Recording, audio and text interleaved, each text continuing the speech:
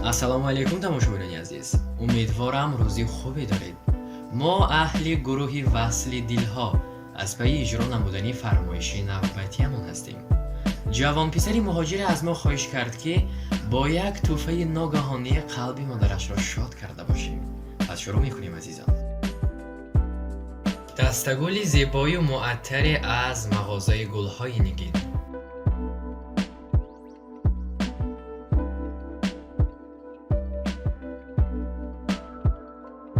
شکلات با لذته از مغازه بابونه. از همه مهم مکتوب، سخنهای صمیمی فرزندی جگربند و مادری مهربان. السلام علیکم. مادر جان چه شما؟ نبض درست؟ سلامتی ها خوب؟ احسان نشستید؟ شما نبض. مادر جان عزیز، ما گروه وصل دلها هستیم. از نام فرزند مهاجرتان به دیداربینی شما آمدیم. مرحمت تشکر زیاد.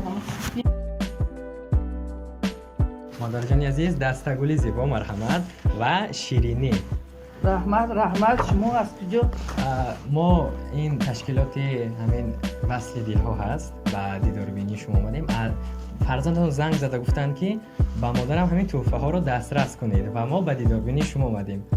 مادر فرشته تر ز تمام فرشته هاست، نامش نشاد بخش کلام فرشته هاست. با روح آسمانی و با جسم خاکسار، بالاتر از مقام و شکوه فرشته هاست.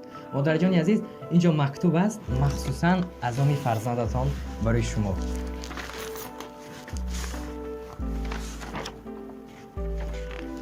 مرحبا مادر جان عزیز.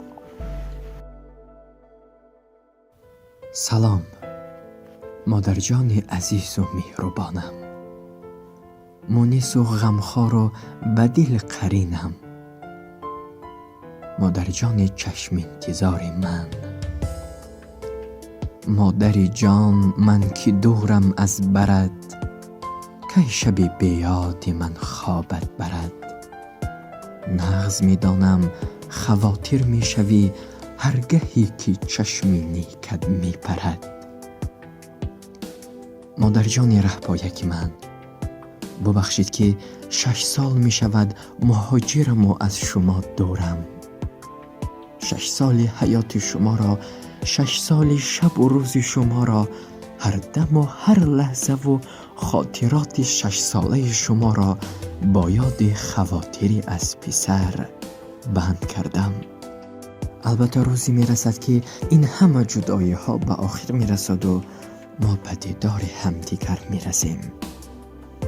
آخر من هم یاد کردم آچه جان، نگاهی پرمهر شما را، روی زیبایتان را، کلبه پرنور و دسترخوان بازتان را یاد کردم.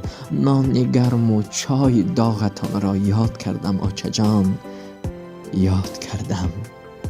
با احترام فرزندی مهاجرتان. شما و گروه شما که فرزند ما در مسافرت هم باشد، ما مادران رو فراموش نکردن. با واسطه تشکیلات شما و ما درود و سلام فرستادن، ما را خبر گرفتن. ما از شما به نهایت شادیم، خرسندیم. از و سپاس میندگی خودم را به گروه شما و تشکیلات شما همچون یک مادر میفرستم. الهی فرزندان ما هیچ گاه خوار نشوند، از فرزندایشان هم چونین نیکی بینند. تشکر زیاد. وقتی که شما خرسند هستید، خرسند میشوید، این به ما کفایه است مادر جان عزیز. البته ما نیز از درگاه خداوند تقدیرساز آرزوی آن را میکنیم، دعای آن را میکنیم که دیدار مهربان و انتظار شما به دیدار فرزندتان رسیده باشد و دولت پیری را با تمام شهد و شیرینیش با جمع اهل خانواده گذرانیده باشید مادر جان عزیز. تشکر زیاد. شما دام رحمتی کلون زنده باشید. اینم خورتون نکنم، دستی روزتون بتن، تدی سیاد وقتی خشتون بتن. این دنیا را تینجی و امانی کنن، دولتی ما همیشه پاینده باشه، آسمانی صاف و بی‌غبار باشه. مهار جیرای ما با وطن بر بگردن، به دیدار پدر و مادر و وصال یکدیگر برسیم. هیچ وقت داغ فرزند نبینیم و درون شما هم نبینیم. آمین.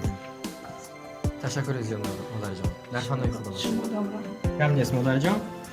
خیر در خدای شما باشید. شما از این تشکیلاتی که شما دستگیری میکنین مادرها را، دیگر مادرها هم خوشبخت میشوند، دیگر فرزندها هم با دیداربینی با واسطه شما مادرها میآیند خوشحال میشوند. از این تشکیلاتی که شما پیش گرفته ما به حد خرسند و بی‌نداریم. تشکر برای ما خرسند کردن شما مادرها. ما به حد خرسند و راضی از شما. سپاسی بپایان. تشکر.